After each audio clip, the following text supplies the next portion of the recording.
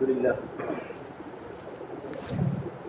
لله رب العالمين والعاقبة للمتقين والصلاة والسلام على سيد الأنبياء والمرسلين وعلى آله وصحبه أجمعين أما بعد أعوذ بالله من الشيطان الرجيم بسم الله الرحمن الرحيم كنتم خير أمة أخرجت للناس تأمرون بالمعروف وتنهون عن المنكر وتؤمنون بالله وقال النبي صلى الله تبارك وتعالى عليه وسلم خيار من أمتي من أحب إلى الله وحبب عباده إلى الله أو كما قال عليه الصلاة والسلام. میرے محترم پیارے بھائیوں، اللہ تبارک و تعالیٰ نے اس دنیا کو ذمہ داری کی پوری کرنے کی جگہ بنائی ہے. یہ دنیا ذمہ داری کی پوری کرنے کی جگہ ہے. سامنے ہو بھائی صاحب، یہ دنیا خواہش پوری کرنے کی جگہ نہیں ہے. یہ خواہش پوری کرنے کی جگہ اللہ تبارک و تعالیٰ نے بھائیو جنت بنائی ہے. جنت میں انسان کی ہر خواہش پوری ہوگی. وَلَكُمْ فِيهَا مَا تَشْتَهِي أَنفُسُكُمْ وَلَكُمْ فِيهَا مَا تَدَّعُونَ نُزُلًا مِّنْ غَفُورٍ رَّحِيمٍ. کہ جنت میں انسان کی جو بھی تمنا ہوگی اللہ تمنا پوری کرے گا. کہ جنت نام ہے خواہشوں کو پورا کرنے کا. اور اللہ نے ایک جگہ ایسی بنائی ہے جہاں انسان کی ضرورت بھی پوری نہیں ہوگی. خواہش تو نمبر 2 کی بات ہے، ضرورت بھی پوری نہیں ہوگی. وہ جگہ جہنم ہے کہ جہنم میں انسان کی کوئی ضرورت پوری نہیں ہوگی. انسان کو کھانا کھانے کی ضرورت پڑے گی تو کھانے کی جگہ پر زقوم کا درخت ملے گا. لآکلون من شجر من زقوم فمالئون منها البطون فشاربون عليه من الحمیم فشاربون شرب الہیم هذا نزلهم یوم الدین. جیسے کہ وہ زقوم کا درخت منہ میں جائے گا اس کا جبڑا پھٹ جائے گا، اتنا کڑوا اور اتنا کانٹے دار. پانی پینے کی ضرورت پڑے گی تو اس کو غسلین ملے گا. ولا طعام الا من غسلین لا یاکلہ الا الخاطئون. غسلین بولتے ہیں جہنمیوں کا خون اور جہنمیوں کا پیپ. انسانوں اتنا خطرناک کھولتا ہوا ہوگا، انسان اپنے ہونٹ کی طرف لائے گا پانی، اس کا ہونٹ اتنا بڑا ہو جائے گا کہ اس کا ہونٹ پیر تک لٹکے گا اور پینے کو اس کی آنتیں پھٹ جائے گی. تو یہ جگہ جہنم ہے. یہ جگہ جہنم ہے اور جہنم میں انسان کی ضرورت بھی پوری نہیں ہوگی. اور اللہ نے ایک جگہ ایسی بنائی ہے کہ وہ جگہ انسان کی ضرورت پوری کرنے کی جگہ ہے. وہ جگہ دنیا ہے کہ دنیا خواہش پوری کرنے کی جگہ نہیں، بلکہ دنیا تو بایو حالات کی جگہ ہے اور دنیا تو ضرورت پوری کرنے کی جگہ ہے. جسے ایک مسافر اپنی ضرورت کو پوری کرتا ہے اور ضرورت کو پوری کرنے کے بعد اپنی منزل میں مسافر چلا جاتا ہے. میری اور آپ کی منزل اللہ تبارک و تعالیٰ اور آخرت ہے. اور دنیا تو ایک پول ہے، پول، اور موت ایک پول ہے. الموت جسر یوصل الحبیب الی الحبیب. کہ موت تو ایک پول ہے کہ موت کے ذریعے انسان ایک دوست سے دوسرے دوست تک کی ملاقات کرتا ہے، اللہ تبارک و تعالیٰ کے پاس پہنچ جاتا ہے. دنیا تو دھوکے کی جگہ ہے اور دنیا تو دھوکے کا سامان ہے. لیکن ہم نے دنیا میں ضرورت پوری کرنے کی دنیا تھی، ہم نے دنیا کو خواہش کی جگہ بنا لی. ہماری ساری کی ساری کیپیسٹی، ہماری ساری کی ساری صلاحیتیں اور ہماری ساری کی ساری استعداد کہاں لگ رہی ہے؟ خواہشات کے پوری کرنے میں. ہر ایک انسان دنیا میں خواہش پوری کرنے میں لگا ہے. حالانکہ ہمارے بڑے فرماتے ہیں ساری دنیا کے اسباب جتنے بھی ہیں یہ سارے کے سارے دنیا کی تمام کے تمام اسباب انسان کی خواہش کی تکمیل کے لیے دے دیے جاوے تب بھی انسان کی ایک خواہش پوری نہیں ہوگی. ایک پوری ہوگی دوسری جنم لے گی. چونکہ اللہ نے دنیا کو خواہش پوری کرنے کی جگہ نہیں بنائی، بلکہ اللہ نے دنیا کو ضرورت پوری کرنے کی جگہ بنائی ہے. یا ضرورت پوری ہوتی ہے، بلکہ اللہ کے نبی صلی اللہ تبارک و تعالیٰ علیہ وسلم نے ایک مثال دے کر دنیا کو سمجھایا ہے، دنیا کی انسانیت کو، کہ اگر ابن آدم کو، انسان کو سونے کا جنگل بھر کر دے دیا جائے میں سونے کا جنگل، گولڈ کا پورا جنگل کتنا بڑا ہوتا ہے. ہمارے گھر پر تھوڑا سا گولڈ ہوتا ہے، ہم اس کو قیمتی سامان سمجھتے ہیں اور اس کو بہت چھپ کے رکھتے ہیں. اللہ کے نبی صلی اللہ تبارک و تعالیٰ علیہ وسلم ایک ایگزامپل مثال دے رہے ہیں، اداہرن، کہ اگر دنیا کے انسانوں کو سونے کا جنگل بھر کر دے دیا جاوے ابن آدم کو، تب بھی وہ دوسرے جنگل کی تمنا کرے گا، اس کا پیٹ نہیں بھرے گا اور الحمدللہ نہیں کہے گا کہ اللہ تیرا شکر ہے، اب مجھے زیادہ کی ضرورت نہیں ہے. ایک رکشہ ہے، دوسری رکشہ کی تمنا ہے، ایک دکان ہے، دوسری دکان کی تمنا ہے، ایک گاڑی ہے، دوسری گاڑی کی تمنا ہے. اور آگے میرے نبی نے فرمایا اگر دوسرا جنگل بھی بھر کر دے دیا جاوے، لو اعطی وادیا من ذهب احب الیہ ثانیہ ولو اعطی ثانیہ احب الیہ ثالثہ. اگر دوسرا جنگل بھر کر بھی دے دیا جاوے تب بھی تیسرے جنگل کی تمنا کرے گا کہ مجھے تیسرا جنگل مل جاوے. پھر آگے میرے نبی نے فرمایا ولا يسد جوف ابن آدم الا التراب، کہ ابن آدم کا پیٹ تو قبر کی مٹی بھرے گی. ابن آدم کا پیٹ ساری دنیا کے اسباب نہیں بھر سکتے، یہ قبر کی مٹی اس کا پیٹ بھرے گی. تو میرے بھائی دنیا تو ضرورت پوری کرنے کی جگہ ہے. ایک بزرگ حسن بصری رحمۃ اللہ علیہ کو کسی نے پوچھا حضرت میں چاہتا ہوں کہ دنیا کے اندر بھی مجھے کامیابی ملے اور آخرت کے اندر بھی میں کامیاب ہو جاؤں. اللہ والے ہیں ایک آسان مثال دے کر سمجھایا کہ میرے بھائی دنیا کے لیے اتنی محنت کرو جتنا تم کو دنیا میں رہنا ہے، اور آخرت کے لیے اتنی محنت کرو جتنا تم کو آخرت میں رہنا ہے. اب ہر ایک انسان کو پتہ ہے میری دنیا کی عمر کتنی. اللہ کے نبی صلی اللہ تبارک و تعالیٰ علیہ وسلم نے اس امت کی عمریں بتائی، اعمار امتی بین 60 و 70، کہ میری امت کی عمریں کتنی، کہ میری امت کی عمریں 60 اور 70 کے بیچ میں ہیں. وقلیل ما تجاوز عن ذلک، بہت ہی کم لوگ ہیں جو اس سے آگے بڑھتے ہیں، لیکن وہ زندگی بہت محتاجگی میں گزرتی ہے. میری اور آپ کی عمر 60 سال 70 سال کے درمیان ہے. اکثر اللہ والوں کی موتیں 60 اور 70 کے بیچ میں ہوتی ہے. وہ عمریں میرے نبی نے بتائی. ہاں بھئی یہ امت کی آخری عمر ہے، ورنہ انسان جوانی کے اندر بھی چلا جاتا ہے، بچپنے کے اندر بھی چلا جاتا ہے، ابھرتی جوانی میں انسان اللہ کا پیارا ہو جاتا ہے اور اس کی زندگی کا سورج غروب ہو جاتا ہے. اور آخرت کی عمر کتنی، کہ آخرت کی عمر تو لامحدود ہے. اب اس کے بارے میں عقل مند سوچے مجھے کیا کرنا ہے. عقل مند سوچے کہ میں دنیا کے لیے کتنا کرتا ہوں اور آخرت کے لیے میں کتنا کرتا ہوں. کہ انسان کہ ہمارے جوہا پورا میں سرکھیت میں پلاٹ کی فکر میں ہوتا ہے کہ میں بڑا بنگلہ بناؤں، اس کو پتہ نہیں مجھے قبرستان میں میری جگہ ہے، اور یہ بھی پتہ نہیں مجھے کون سے قبرستان میں مجھے دفنایا جائے گا اور کون سی قبر مجھے پکارتی ہوگی. امام غزالی فرماتے اللہ کے بندے، جس دکان میں تو اپنے شادی کے کپڑے خریدنے جا رہا ہے، ہو سکتا ہے اسی دکان میں تیرے کفن کا کپڑا بھی آ چکا ہو. انسان کو پتہ نہیں ہوتا. تو عقل مند انسان وہ ہے جو آخرت کی تیاری کرے دنیا میں رہ کر، کیونکہ میرے نبی نے فرمایا دنیا تو آخرت کی کھیتی ہے، الدنیا مزرعۃ الآخرہ، جیسا بوئے گا ویسا کاٹے گا. اور میرے نبی نے فرمایا جیسی زندگی گزارو گے ویسی موت آوے گی، اور جیسی موت آوے گی ویسے آخرت میں اٹھائے جاؤ گے.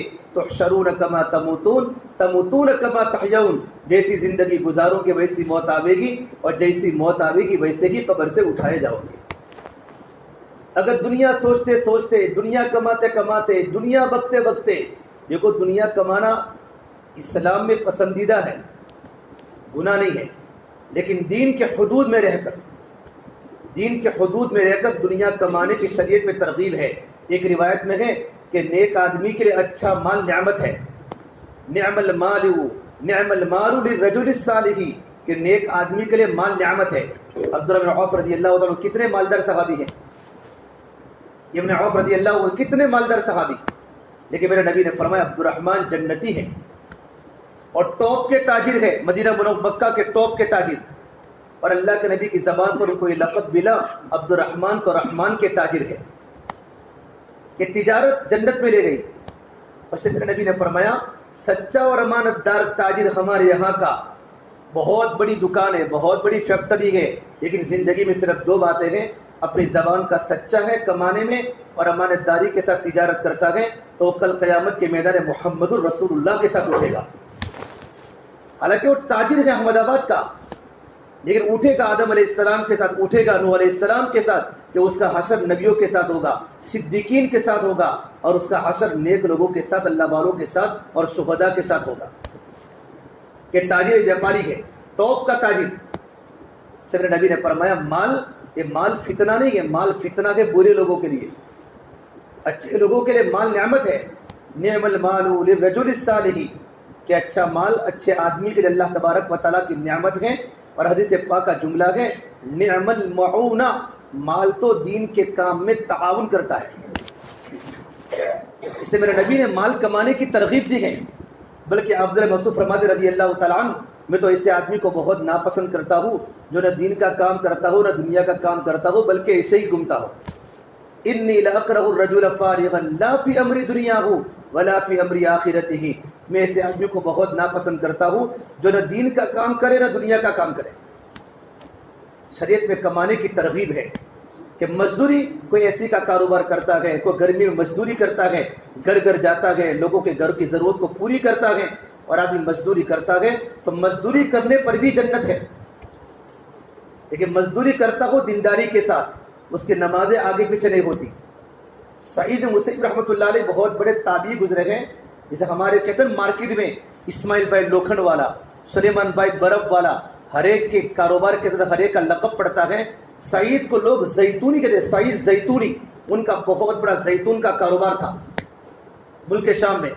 زیتون کے بہت بڑے بیاپاری کہ ملک شام میں، اردن میں، الجزائر میں، ان کے اردن میں بڑے بڑے باغات زیتون کے تھے.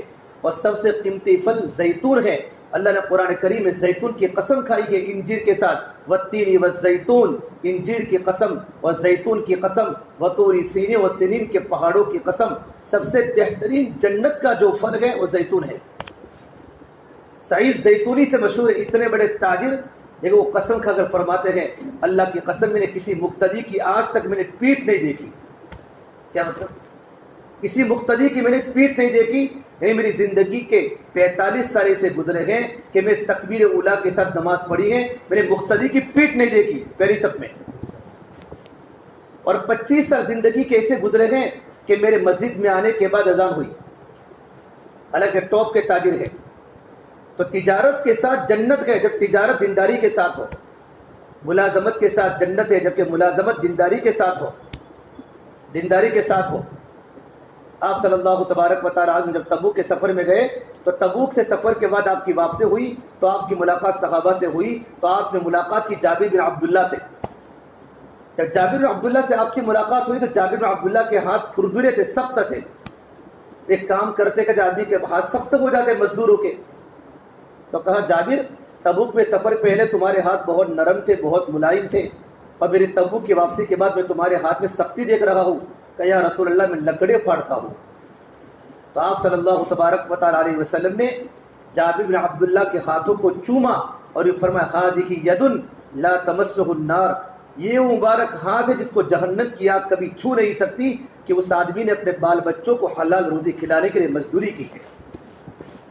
کہ مزدوری پر تو جنت ہے.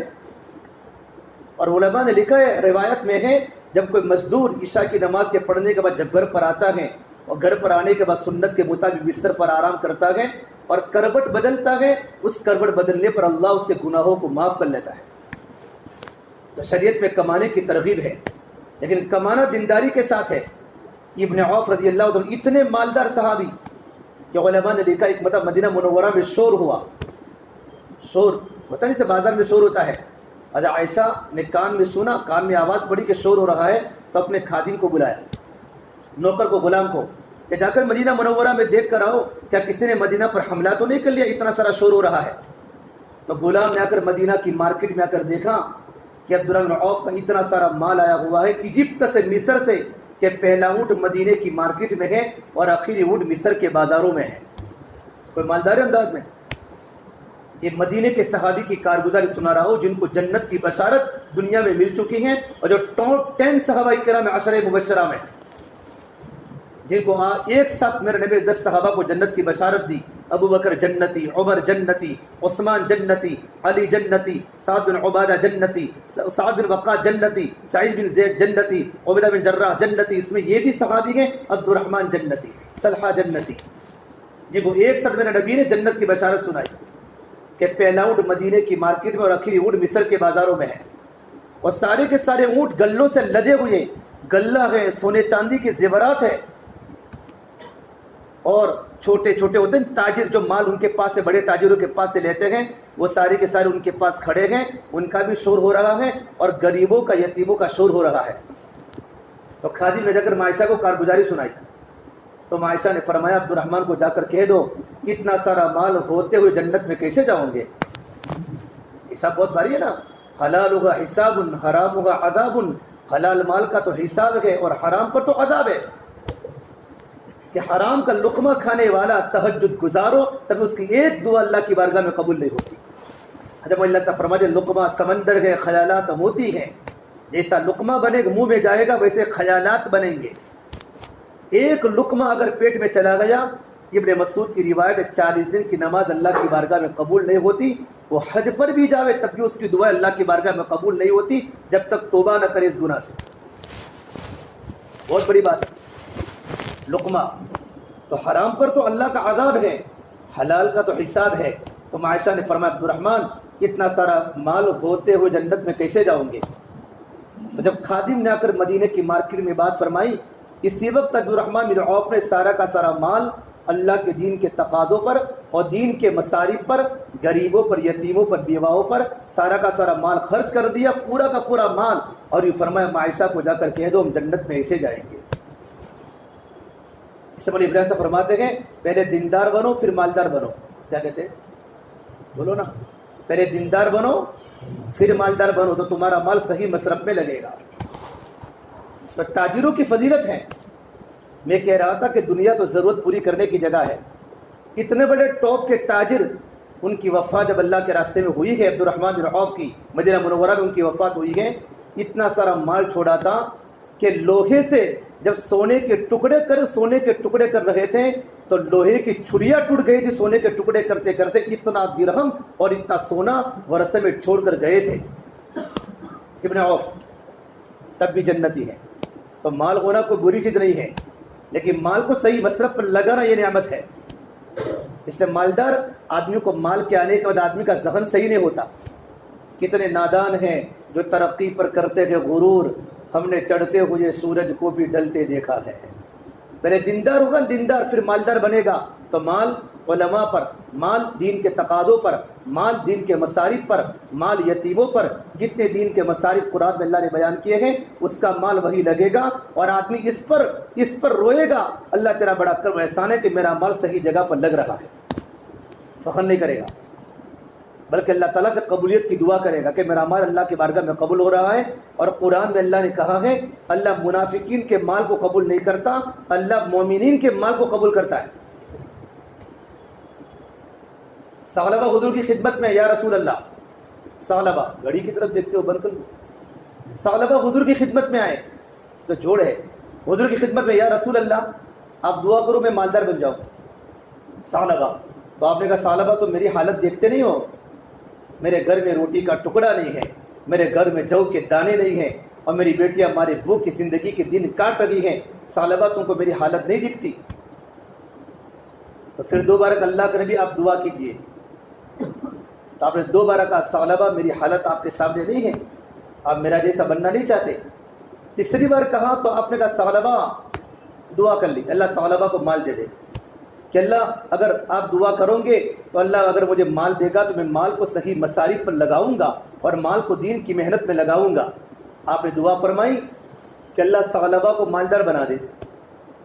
ثعلبہ کی بکریاں تھیں، پھر وہ تہجد گزار تھے، مسجد نبی میں آتے تھے، 5 وقت کی نماز پابندی سے پڑھتے تھے، مسجد کے تقاضوں پر رہتے تھے، جو تقاضا مسجد سے آیا جہاد میں جانا ہے، اس تقاضے پر جانا ہے، اس غزوے میں جانا ہے، ثعلبہ جاتے تھے، لیکن مال کی دعا فرمائی اللہ ہر ایک کو مال نہیں دیتا، اللہ کو معلوم ہے کون ہضم کرے گا کون ہضم نہیں کرے گا۔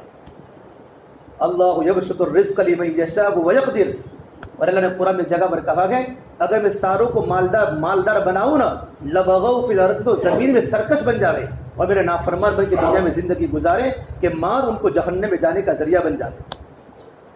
تو غریبی بھی اللہ کی نعمت ہے، مالداری بھی اللہ کی نعمت ہے، غریب بھی اللہ کے امتحان میں گئے اور مالدار بھی اللہ کے امتحان میں گئے. اور مولانا عمر صاحب پالم پوری فرماتے تھے نہ کامیابی مالداری میں ہے نہ کامیابی غریبی میں ہے، کامیابی تو اللہ کے دین میں ہے. جو دیندار ہوگا وہ اللہ کی بارگاہ میں کامیاب ہوگا. ثعلبہ کو اللہ نے اتنا سارا مال دیا کہ پہلے وہ 5 نمازیں مسجد میں پڑھتے تھے، اب 3 نمازیں مسجد میں پڑھنا شروع کیا اور عشاء اور فجر گھر پر پڑھنے لگے. مال بڑھ گیا اور اتنا مال بڑھا کہ وہ مدینہ منورہ سے دور رہنے چلے گئے، چونکہ بکریوں کا ریوڑ مدینہ منورہ میں جگہ نہیں تھی تو دور جگہ لے لی. اب 5 کے 5 نمازیں گھر پر پڑھتے تھے اور صرف جمعہ کی نماز پڑھنے مسجد میں آتے تھے. پھر ایک وقت ایسا آیا کہ جمعہ کی نماز بھی گھر پر پڑھنا شروع کیا. دیکھو مال، تبلیغ کی برکت سے اللہ نے مجھے اور آپ کو مال دیا ہے اور دین کی برکت سے اللہ نے میری زندگیوں کو بدلا ہے. ہم امتحان میں ہیں اللہ کے کہ دین کے تقاضوں پر چلنے کی بنیاد پر اللہ نے دکانیں دی، اللہ نے کاروبار دیا، اللہ نے دنیا میں عزتیں دی. تو جو نعمت دینے والا اسی کو بھول گئے اور نعمت میں مشغول ہو گئے. کہ نعمت اللہ نے دین کی قرآن میں اللہ نے کہا ہے میرے بندے اور یہ بستی والے اگر زندگی میں 2 باتیں پیدا کر لیں گے، ایمان اور تقوی، تو اللہ تعالیٰ آسمان و زمین سے برکتوں کے دہانے کھول دے گا. وَلَوْ أَنَّ أَهْلَ الْقُرَىٰ آمَنُوا وَاتَّقَوْا لَفَتَحْنَا عَلَيْهِمْ بَرَكَاتٍ مِّنَ السَّمَاءِ وَالْأَرْضِ. اور ایمان اور تقوی جو آتا ہے وہ اللہ کے راستے میں نکلنے سے آتا ہے. ایمان بولنے سے، ایمان سننے سے اور ایمانی تقاضوں پر چلنے سے آدمی کے دل کا یقین بنتا ہے، آدمی میں اللہ کا تعلق بنتا ہے، اس کے دل میں تقوی اور اللہ کا ڈر پیدا ہوتا ہے. بقول مری ابن سے فرماتے ہیں خوف جو اللہ کا آئے گا وہ یقین کے بقدر آئے گا. یقین جتنا بڑھے گا اتنا خوف آئے گا. حکومت کا یقین ہے تو حکومت کا ڈر ہے، اللہ کا یقین ہوگا تو اللہ کا ڈر آئے گا. آدمی کے دل میں جس چیز کا یقین بنتا ہے اسی چیز کا خوف آدمی کے دل میں آتا ہے. اللہ کا خوف بھی پیدا کرنا ہے اور اللہ کا یقین بھی اس محنت سے پیدا کرنا ہے. زکوٰۃ کا حکم آیا تو آپ نے کہا ثعلبہ کے پاس جاؤ زکوٰۃ کا مال لینے کے لیے، اور کچھ صحابہ کا نام لیا تو 2 زکوٰۃ کو وصول کرنے پہنچے. ثعلبہ نے کہا میرے پاس کیوں آئے ہو؟ کہ زکوٰۃ کا مال اللہ کا حکم ہے. تو کہا یہ تو ٹیکس ہے، کون سی زکوٰۃ؟ زبان کے بول بدل گئے. نبی کے زمانے کی بات کر رہا ہوں. کہا تم جہاں جاؤ وہاں جا کر میرے پاس ریٹرن آؤ. سامنے والے صحابی کے پاس گئے، قبیلہ بنو سلیم کے ایک انسان کے پاس. اس نے کہا کیا لینے آئے ہو؟ کہ زکوٰۃ. دیکھو میرا سارا کا سارا مار گئے، اس میں جو اچھی اونٹنی ہو اور جو اچھی بکریاں ہو آپ اس کو لے جاؤ. تو کہا ہمارے نبی نے فرمایا ہے ہم نہ قیمتی اونٹنیوں کو لیں گے نہ گھٹیا اونٹنیوں کو لیں گے، بلکہ ہم تو درمیانی مال لیں گے. فرمایا نہیں، اللہ نے مجھے دین کی برکت سے اور نبی کی دعاؤں کی برکت سے اللہ نے مجھے مال دیا ہے، میرے نبی کا جو حکم ہو حکم کو پورا کرو. واپس ثعلبہ کے پاس آئے. ثعلبہ نے کہا میں نہیں دیتا، یہ تو ٹیکس ہے. بس وہ دونوں وہاں سے روانہ ہوئے. حالانکہ ثعلبہ نے کہا تھا اگر اللہ مجھے مال دے گا تو میں یہ کروں گا دین کے تقاضوں پر لگاؤں گا. حضور کے پاس آئے، حضور کے سامنے کارگزاری سنائی تو آپ نے فرمایا ویحک ثعلبہ ویحک ثعلبہ ویحک ثعلبہ، ثعلبہ تیرا برا ہو، ثعلبہ تیرا برا ہو، ثعلبہ تیرا برا ہو. اور آپ کی زبان پر یہ جملہ تھا اور جبریل قرآن کی آیت لے کر نازل ہوئے وَمِنْهُمْ مَنْ عَاهَدَ اللَّهَ لَئِنْ آتَانَا مِنْ فَضْلِهِ لَنَصَّدَّقَنَّ وَلَنَكُونَنَّ مِنَ الصَّالِحِينَ. کہ انہوں نے اللہ سے عہد کیا تھا اگر اللہ ہمیں مال دے گا ہم مال کو اللہ کے راستے میں خرچ کریں گے. فَلَمَّا آتَاهُمْ مِنْ فَضْلِهِ، جب اللہ نے ان کو مال دیا فَأَعْقَبَهُمْ نِفَاقًا فِي قُلُوبِهِمْ إِلَى يَوْمِ يَلْقَوْنَهُ بِمَا أَخْلَفُوا اللَّهَ مَا وَعَدُوهُ وَبِمَا كَانُوا يَكْذِبُونَ. اللہ نے قیامت تک کے لیے اس کے دل میں اللہ نے نفاق ڈال دیا. قرآن کی آیت قیامت تک کے لیے ہے اور قیامت تک اللہ نے اعلان کر دیا کہ ثعلبہ منافق ہے.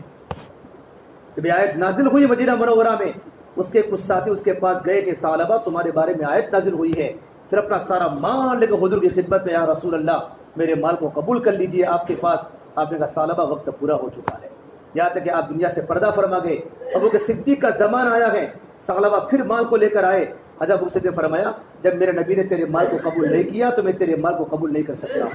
یہاں تک صدیق اکبر اللہ کے پیارے ہو گئے. عمر فاروق کا زمان آیا ہے.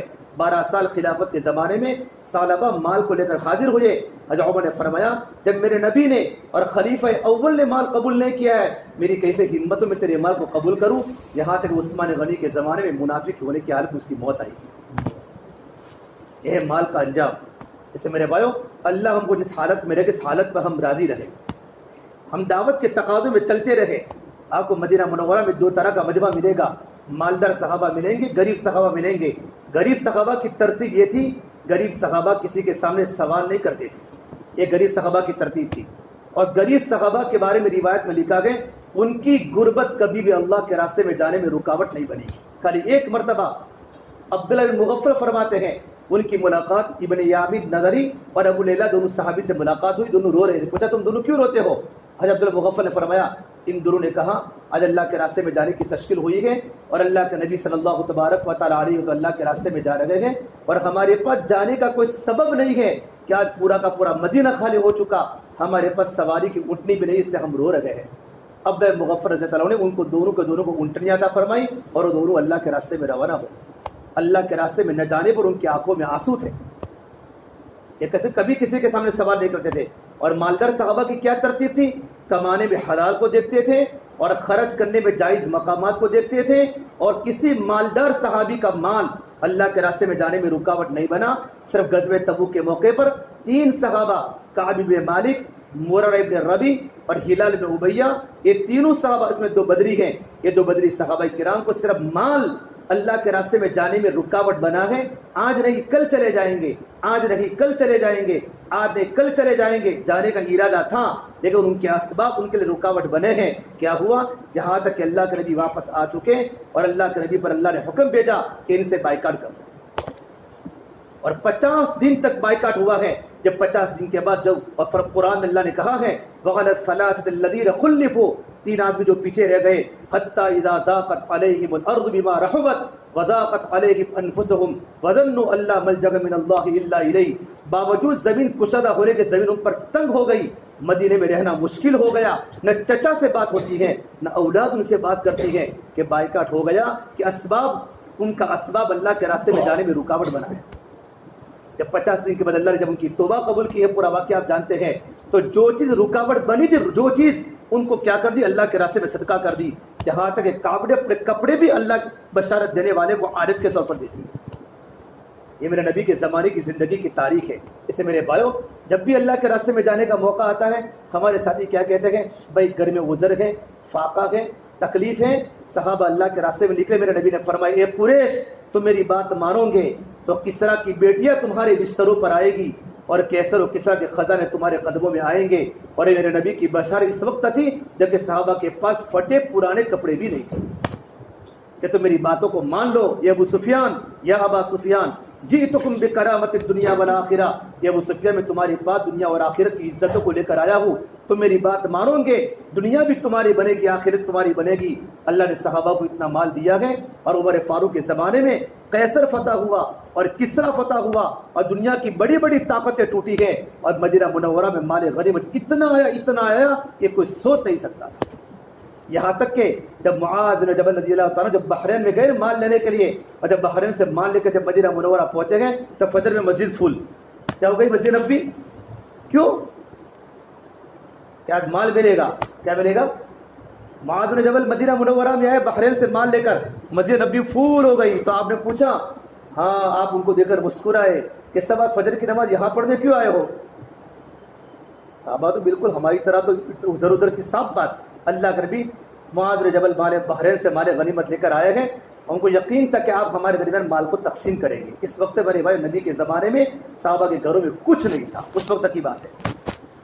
تو آپ نے فرمایا اے میرے صحابہ، عجیب بات، اللہ کی قسم مجھے تم پر فقر کا کوئی خوف نہیں ہے، تم پر غریبی کا مجھے کوئی خوف نہیں ہے. مجھے خوف یہ ہے کہ تم پر دنیا پھیلا دی جائے گی جیسا پہلے والوں پر پھیلا دی.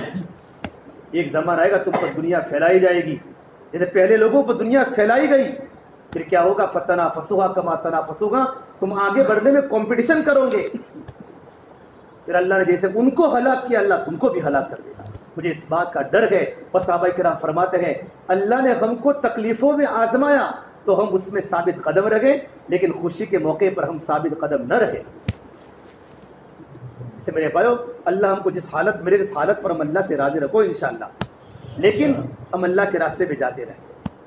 ہاں اللہ کے راستے میں جاتے رہیں، ہماری ترتیب بنے. اولاد کی شادی کی ترتیب بنتی ہے، ہماری زندگیوں کی ترتیب بنتی ہے. میں اور آپ اللہ کے راستے میں جانے کی ترتیب بناوے. میری زندگی کے 50 سال گزر گئے, ابھی میرے اللہ کے راستے میں 4 ماہ نہ لگے, نہ میرا چلا لگا, زندگی دنیا کے پیچھے میری گزر گئی. موت آئے گی, موت پر سب کچھ چھوٹ جائے گا.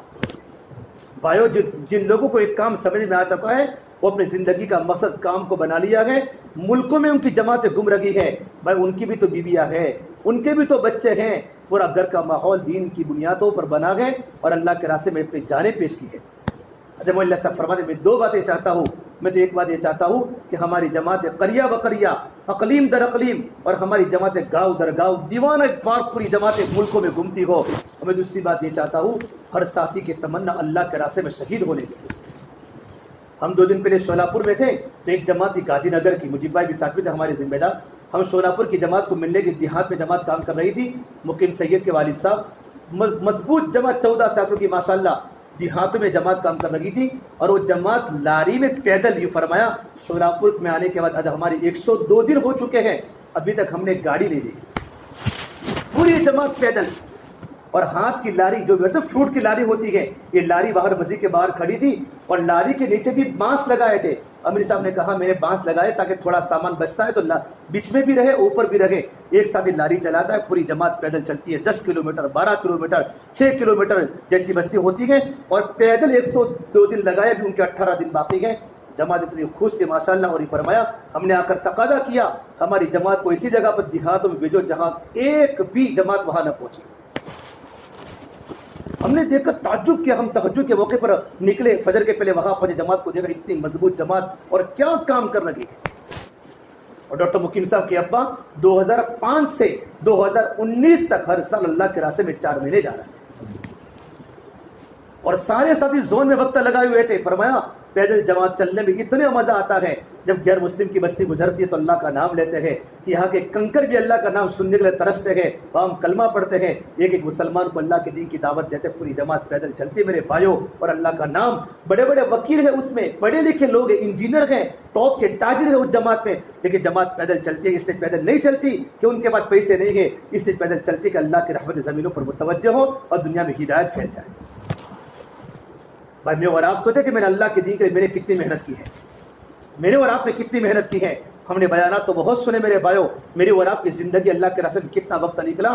جماعت اللہ کے راستے میں جا رہی ہے. میں اس کے پہلے یہاں آیا تھا احمد بھائی بنگالی کی جماعت کی تشکیل میں, اور وہ جماعت 20 تاریخ کو واپس ہو رہی ہے. میں جماعت کہاں کی کہ مدنی کی جماعت, لیکن آخر میں مدنی کی جماعت نہ بنی. احمد بھائی کی آنکھوں میں آنسو آ گئے کہ پورا 2 مہینہ 3 مہینہ ہم نے اپنی مسجد کی محنت فرمائی, ہمارے ساتھی ہمارے ہاتھ میں نہیں آئے. اور بھائی 1-2 ساتھی یا 1-2 یا 3 ساتھی یہاں سے روانہ ہوئے. 20 تاریخ کو جماعت واپس بھی آ رہی ہے. وقت لگانے والوں کا نقصان نہیں ہوا اور رہنے والوں کا بھی نقصان نہیں ہوا. ہمیں سوچنا ہے تمہاری مسجد کا کوئی ذمہ دار جماعت میں جا رہا ہو, جماعت نہ بنے. اتنا بڑا محلہ اور اتنی بڑی مسلمانوں کی سوسائٹی اور 12-13 افراد کی جماعت نہ بنے. میرے بھائی مجھے اور آپ کو سوچنا ہے, پھر سوچنا پڑے گا, نہیں سوچنا پڑے گا, جانے سے فائدہ ہوگا, نقصان نہیں ہوگا. کتنی جماعت اللہ کے راستے میں چل رہی ہے. گزشتہ مہینے کی کارگزاری کراچی کی جماعت کی, مڈاگاسکر میں کام کر کے آئی 1 سال کی جماعت کی واپسی ہوئی, تو رائے بڑے میں کارگزاری ہوئی. اس جماعت کے ہاتھ پر 7,500 لوگوں نے اسلام قبول کیا ہے. 1 سال کی جماعت پڑوس کے ملک کی چلتی ہے دنیا میں. میں دیکھوں کہ میری زندگی کے 40 سال ہوئے, 50 ہوئے, 30 ہوئے, میں نے اللہ کے دین کے لیے کیا کیا. یہ ساری دنیا کے حالات بتاتے ہیں, آگے والے حالات اللہ ہی جانتا ہے. اللہ ہی جانتا ہے کہ صبح سونے والا رات کو کیا ہو جاوے اور رات کو سونے والے کی صبح کو کیا ہو جاوے. میرے نبی نے فرمایا اسے فتنے آئیں گے کہ انسان صبح کے وقت مومن ہوگا اور شام کے وقت کافر ہوگا, اور شام کے وقت مومن ہوگا, صبح کے وقت کافر ہوگا. پھر فرمایا کیا ہوگا, آگے لکھا ہے اس لیے ہوگا کہ آدمی اپنے دین کو دنیا کے بدلے میں بیچ دے. علامہ ذہبی نے ایک واقعہ نقل کیا, تفسیر کی روایت میں لکھا ہے کہ ایک مرتبہ ایک کفن چور کی ملاقات ہوئی. ایک کفن چور کو پکڑا, کفن چور کو, اور کفن چور کو پکڑنے کے بعد پوچھا کہ تو نے بہت بڑا گناہ نہیں. ایک کفن چور ایک اللہ والے کی خدمت میں آیا اور فرمایا میں نے بہت بڑا گناہ کیا, معاف فرما دی. فرمایا کیا گناہ ہوا ہے کہ میں کفن کی چوری کرتا تھا, مردوں کو اکھڑتا تھا. پھر میں نے بہت سارے مناظر دیکھے, میں نے ایک انسان کو دیکھا, اس کی جب میں نے قبر کھولی تو وہ لکھا پورا کا پورا سور بن چکا تھا, اور اس کے گلے میں سانپ لٹکا ہوا تھا, اور اس کے ہاتھ قبر میں زنجیروں سے بندھے ہوئے تھے. تو میں ڈر کے مارے بھاگا, تو آواز آئی قبر میں سے، ایک قبر کو پھاڑنے والے سنتا جا اور اس کا حالات کو دیکھتا جا، یہ کیوں سور کی حالت میں ہو چکا ہے اور اس کے گلے میں سانپ لٹکا ہوا ہے۔ فرمایا یہ انسان دنیا کو دین پر ترجیح دیتا تھا اور دین کے نام پر دنیا کماتا تھا، دین کے نام پر دنیا کماتا تھا۔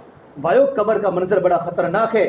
میں نے اور آپ نے قبر کے منظر کو نہیں دیکھا، میرے نبی قبر کو دیکھ کر روتے تھے اور یہ فرماتے تھے میں جو جانتا ہوں قبر کے مناظر کو، اگر تم جاننا شروع کر دو، تم ہنسنا بند کر دو، تم رونا زیادہ کر دو، تم گھروں میں سونا چھوڑ دو، تم چیختے چلاتے جنگلوں میں چلے جا کر اپنی زندگی کے اوقات پورے کر لو، ایک دن میرے گھر پر ماتم ہونے والی ہے، میرے بھائیوں میری اور آپ کی موت ہونے والی ہے، ہمارے بچے ہم سے چھوٹیں گے، ہماری اولاد ہمارے سامنے روئے گی اور ہماری بیویاں ہم سے جدا ہو جاوے گی۔ اس وقت کے آنے پر اللہ نے مجھے موقع دیا ہے کہ دین کا کام کرتے کرتے میں اللہ کے پاس چلے گا۔